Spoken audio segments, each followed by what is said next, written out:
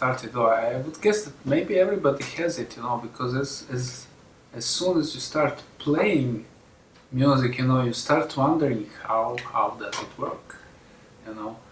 So when I was like around 16 or so, I was taking so I had classes in guitar for a number of years already.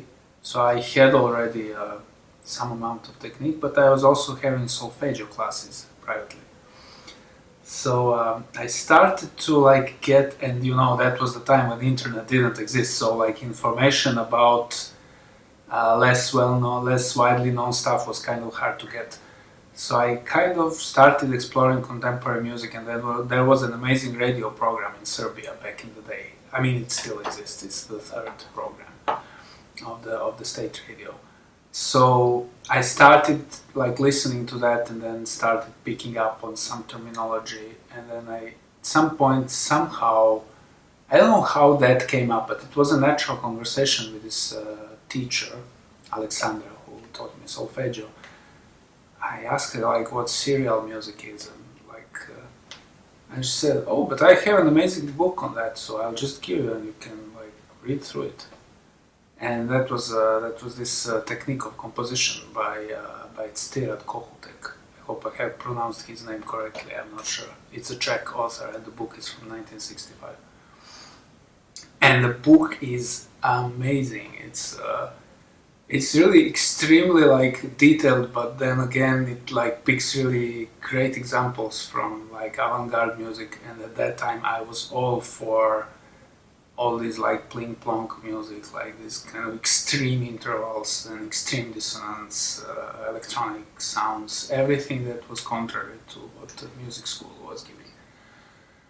So at the time, or at that age.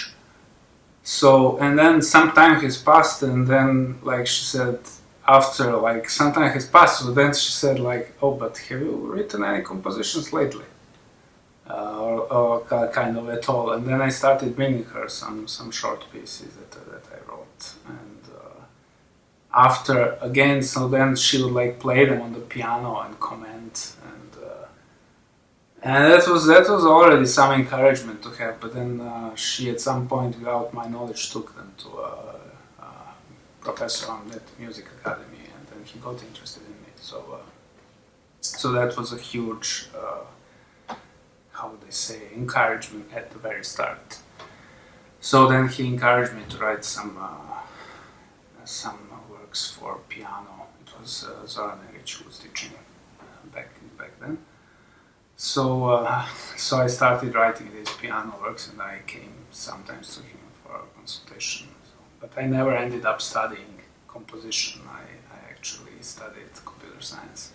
But I always kind of had an intuition, even at that age, that computer science as an approach to music will be an important thing.